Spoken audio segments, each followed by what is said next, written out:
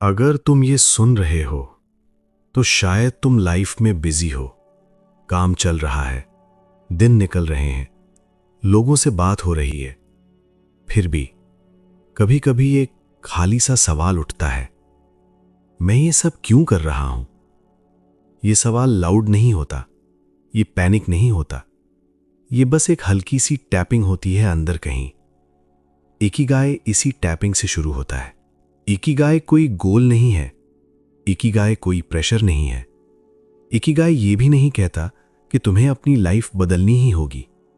Ikigai सिर्फ इतना कहता है, जो तुम ऑलरेडी जी रहे हो, क्या उसमें थोड़ा और मीनिंग आ सकता है? जापान में इकिगाई का मतलब होता है सुबह उठने की वजह। कोई ग्रैंड रीजन नहीं, कोई दुनिया बदलने का प्लान नहीं, बस एक रीजन जो तुम्हें जिंदा महसूस कराए। और ये रीजन अक्सर बहुत सिंपल होता है, लेकिन हम उसे इग्नोर कर देते हैं क्योंकि हम सिंपल चीजों को इंपॉर्टेंट नहीं मानते।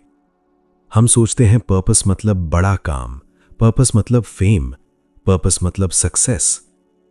इकिगाई कहता है पर्पस मतलब प्रेजेंस। आज जो तुम कर रहे हो, क्या तुम उसमें हो या सिर्फ उसे कंप्लीट कर रहे हो? ये डिफरेंस बहुत सटल है, लेकिन लाइफ वहीं पर बदलती है। अब जरा अपनी लाइफ पर एक नजर डालो। तुमने कब लास्ट टाइम किसी काम को करते हुए टाइम भूल गए थे? कब लास्ट टाइम तुम इतने अब्जॉर्ब्ड थे कि तुम्हें रिजल्ट की चिंता ही नहीं थी? वही मोमेंट इकिगाई का हिंट होता है। इकिगाई फ्यूचर में नहीं छुपा होता, इकिगाई पास्ट में भी नहीं होता, इकिगाई हमेशा प्रेजेंट में होता है। बस हम देख नहीं पाते क्योंकि हम कंपेयर करते रहते हैं। कंपैरिजन इकिगाई का सबसे बड़ा दुश्मन है। जैसे ही तुम किसी और की लाइफ देखकर अपनी लाइफ को मेजर करते हो, तुम अपनी जॉय को डाइल्यूट कर देते हो। इकिगाई का पाथ यूनिक होता है। जो चीज तुम्हें शांति देती है, जरूरी नहीं वो सबको दे, और जो चीज सबको एक्साइट करती है, जरूरी नहीं वो तुम्हें भी करे। इकिगाई परमिशन देता है अपने नेचर के साथ जीने की। जापान में लोग अपनी हॉबीज को छोटी नहीं मानते, चाहे वो गार्डनिंग हो, चाहे पॉटरी हो, चाहे चाय बनाना हो। वो काम के साइज को नहीं, उसमें जाने वाली अटेंशन को देखते हैं। इकिगाई का मतलब है तुम अपनी एनर्जी को उन चीजों में डाल रहे हो जो तुम्हें ड्रेन नहीं करती। अब एक छोटा सा पॉज लो। इस मोमेंट में सिर्फ ये पूछो खुद से, कौन सी चीज मुझे थोड़ा सा हल्का करती है? आंसर लॉजिकल हो जरूरी नहीं, प्रॉफिटेबल हो जरूरी नहीं, सोशली इंप्रेसिव हो जरूरी नहीं, बस ऑनेस्ट हो। इकिगाई ऑनेस्टी से ही शुरू होता है। अब एक और मिसकंसेप्शन तोड़ते हैं। इकिगाई का मतलब यह नहीं होता कि तुम्हें सिर्फ वही करना चाहिए जो तुम्हें पसंद है। इकिगाई बैलेंस सिखाता है। लाइफ में कुछ चीजें तुम्हें करनी पड़ती हैं, रिस्पॉन्सिबिलिटीज होती हैं, ड्यूटीज होती हैं। इकिगाई उन्हें हटाता नहीं, इकिगाई उनके बीच में मीनिंग इंजेक्ट करता है। जैसे तुम काम इसलिए नहीं करते क्योंकि करना पड़ता है, तुम काम इसलिए करते हो क्योंकि उससे तुम किसी को वैल्यू देते हो। मीनिंग चेंज होता है, काम सेम रहता है, और जब मीनिंग चेंज होता है तो थकान कम हो जाती है। इकिगाई का मैजिक यही होता है। अब सोचो, अगर तुम अपनी लाइफ को एक रेस की जगह एक वॉक बना लो, जहां तुम रुक कर देख सकते हो, सांस ले सकते हो और खुद से कनेक्ट कर सकते हो। इकिगाई अर्जेंसी को डिसॉल्व करता है। यह कहता है तुम लेट नहीं हो, तुम पीछे नहीं हो, तुम बस अपने पेस पर हो। जापान के ओकिनावा आइलैंड में लोग लंबा जीते हैं, सिर्फ इसलिए नहीं क्योंकि वो हेल्दी खाते हैं, इसलिए क्योंकि उनके पास जीने की वजह होती है जो उन्हें रोज बुलाती है। कभी किसी को प्लांट्स के साथ, कभी किसी को लोगों के साथ, कभी किसी को सीखने के साथ। इकिगाई एक इनविटेशन है तुम्हें भी अपनी वजह याद करने का। और ये याद एक दिन में नहीं आती, ये धीरे धीरे क्लियर होती है। जब तुम अपने दिन को थोड़ा स्लो कर देते हो, जब तुम खुद से सच बोलना शुरू कर देते हो, जब तुम प्रेशर कम कर देते हो। इकिगाई कोई आंसर नहीं देता, इकिगाई तुम्हें सही क्वेश्चंस देना सिखाता है, और सही क्वेश्चंस लाइफ को डायरेक्शन देते हैं। अब जब ये पार्ट खत्म हो रहा है तो कोई कंक्लूजन मत ढूंढो, बस एक फीलिंग को साथ रखो कि तुम्हारी लाइफ में ऑलरेडी कुछ चीजें हैं जो तुम्हें जिंदा महसूस कराती हैं। उन्हें इग्नोर मत करो। वहीं से इकिगाई शुरू होता है। अब जब तुम यहां तक आ गए हो तो शायद तुमने ये महसूस किया होगा कि इकिगाई तुम्हें कंफ्यूज नहीं कर रहा, बल्कि धीरे धीरे क्लियर कर रहा है। प्रेशर कम लग रहा है, क्वेश्चंस ज्यादा मीनिंगफुल लग रहे हैं। और अब हम इकिगाई के उस हिस्सा में आते हैं जिसे लोग अक्सर गलत समझ लेते हैं। इकिगाई के 4 सर्कल्स। बहुत लोग इन सर्कल्स को देखकर घबरा जाते हैं। वो सोचते हैं सब कुछ परफेक्ट होना चाहिए, सब सर्कल्स एकदम मैच होने चाहिए। इकिगाई ऐसा नहीं कहता। इकिगाई कोई चेकलिस्ट नहीं है। इकिगाई एक रिफ्लेक्शन टूल है। पहला सर्कल, व्हाट यू लव। यहां हम अक्सर गलती कर देते हैं। हम सिर्फ बड़ी चीजों को लव समझ लेते हैं, passion, dream job, big calling. लेकिन इकिगाई पूछता है तुम्हें कौन सी चीज नेचुरली खींचती है। वो चीज जहां तुम्हें एफर्ट कम लगता है, वो चीज जहां तुम अपने आप हो। कभी कभी वो चीज सिर्फ किसी को समझाना होती है, कभी लिखना, कभी ऑर्गेनाइज करना, कभी सुनना। लव लाउड नहीं होता, लव अक्सर साइलेंट होता है। दूसरा circle, what you are good at. यहां भी प्रेशर लेने की जरूरत नहीं। गुड एट का मतलब वर्ल्ड क्लास एक्सपर्ट होना नहीं होता। गुड एट का मतलब होता है तुम नेचुरली इंप्रूव हो रहे हो। लोग तुमसे एडवाइस मांगते हैं, लोग कहते हैं ये तुम अच्छा कर लेते हो। तुम खुद नोटिस करते हो कि तुम इसमें थोड़ा कॉन्फिडेंट हो। इकिगाई यहां ये नहीं पूछता कि तुम बेस्ट हो या नहीं। इकिगाई ये पूछता है क्या तुम ग्रो कर रहे हो। तीसरा circle, what the world needs. यहां हम सोच लेते हैं कि दुनिया को सिर्फ बड़ा काम चाहिए। इकिगाई कहता है दुनिया को प्रेजेंस चाहिए, एक अच्छा लिसनर, एक ऑनेस्ट वर्कर, एक काम टीचर, एक रिलायबल पर्सन। वर्ल्ड का मतलब सिर्फ सोसाइटी नहीं होता। वर्ल्ड का मतलब तुम्हारा इमीडिएट सर्कल भी होता है। तुम जिस जगह हो वहीं पर कोई नीड होती है। इकिगाई वहीं से शुरू होता है। चौथा circle, what you can be rewarded for. Reward सिर्फ पैसा नहीं होता, रिवॉर्ड रिस्पेक्ट भी होता है, रिवॉर्ड सेटिस्फैक्शन भी होता है, रिवॉर्ड स्टेबिलिटी भी होता है। इकिगाई रियलिस्टिक है। वो कहता है तुम्हें जीने के लिए ग्राउंडेड रहना जरूरी है, इसलिए इकिगाई फैंटेसी नहीं बनाता। इकिगाई बैलेंस सिखाता है।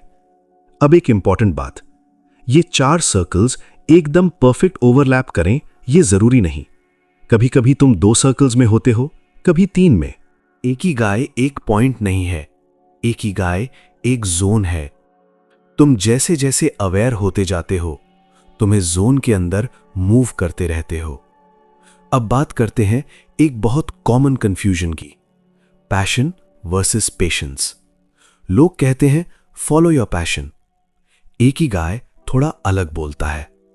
इकिगाई कहता है पहले पेशेंस डेवलप करो, फिर पैशन क्लियर होता है। बहुत लोग पैशन इसलिए नहीं पाते क्योंकि वो चीज छोड़ देते हैं जब वो बोरिंग हो जाती है। इकिगाई सिखाता है डेप्थ टाइम लेती है। जब तुम किसी चीज के साथ थोड़ा और रुक जाते हो तो वो चीज अपना रियल नेचर दिखाती है। इसलिए इकिगाई जल्दी नहीं करता। अब जरा अपनी लाइफ देखो, तुमने कितनी चीजें इसलिए छोड़ दी क्योंकि तुरंत एक्साइटमेंट नहीं मिली। इकिगाई कहता है कुछ चीजें पहले नॉर्मल लगती हैं, फिर मीनिंगफुल बनती हैं। अब बात आती है कंपैरिजन की। फिर से जब तुम इकिगाई को किसी और की लाइफ से कंपेयर करते हो तुम अपना पाथ लूज कर देते हो। इकिगाई पर्सनल होता है, प्राइवेट होता है, तुम्हारा होता है। तुम्हारा इकिगाई किसी और के इकिगाई जैसा दिखना जरूरी नहीं। और जब तुम ये एक्सेप्ट कर लेते हो तो रिलीफ आता है। अब एक और deep layer, slow consistency. Ikigai dramatic changes नहीं मांगता। इकिगाई डेली अलाइनमेंट मांगता है। रोज थोड़ा सा अपने वैल्यूज के साथ जीना, रोज थोड़ा सा अपनी एनर्जी सही जगह लगाना, बस। और ये थोड़ा थोड़ा एक दिन बहुत बन जाता है। इकिगाई के लोग इसलिए ज्यादा फुलफिल्ड होते हैं क्योंकि वो हर दिन अपने आप से लड़ते नहीं, वो अपने आप के साथ काम करते हैं।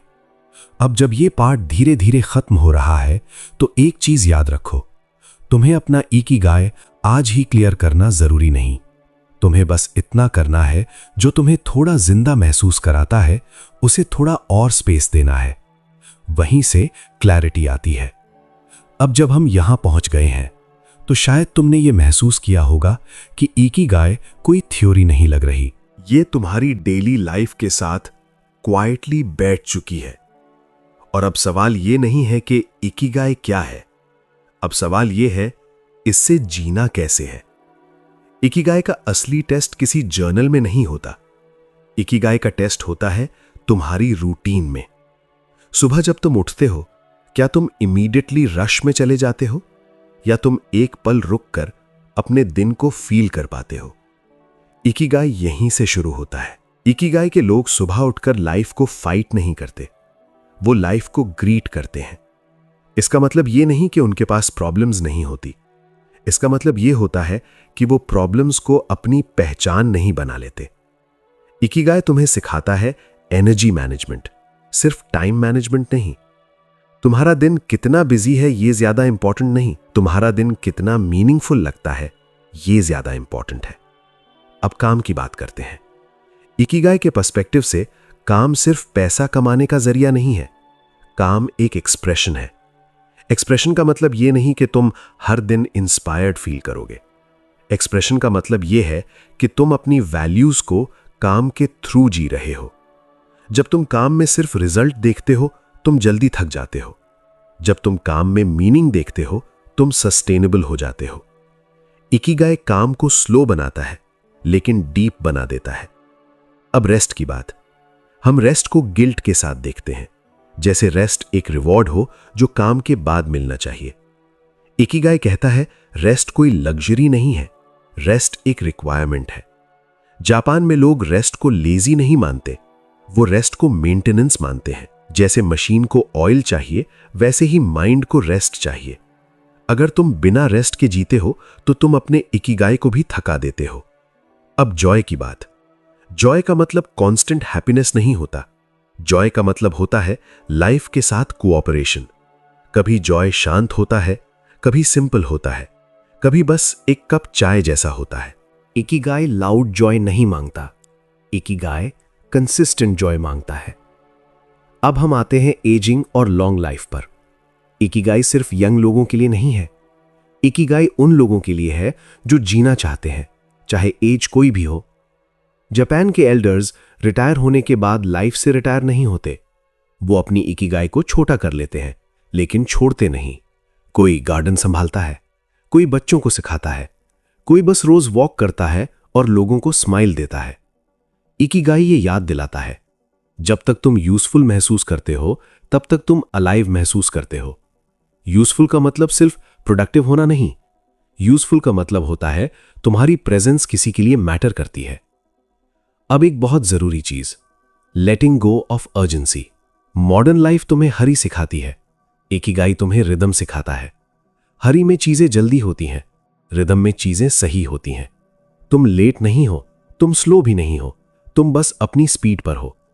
और जब तुम अपनी स्पीड एक्सेप्ट कर लेते हो तो एंजाइटी धीरे धीरे पीछे रह जाती है। इकिगाई का एक और डीप लेसन, स्मॉलनेस का रिस्पेक्ट।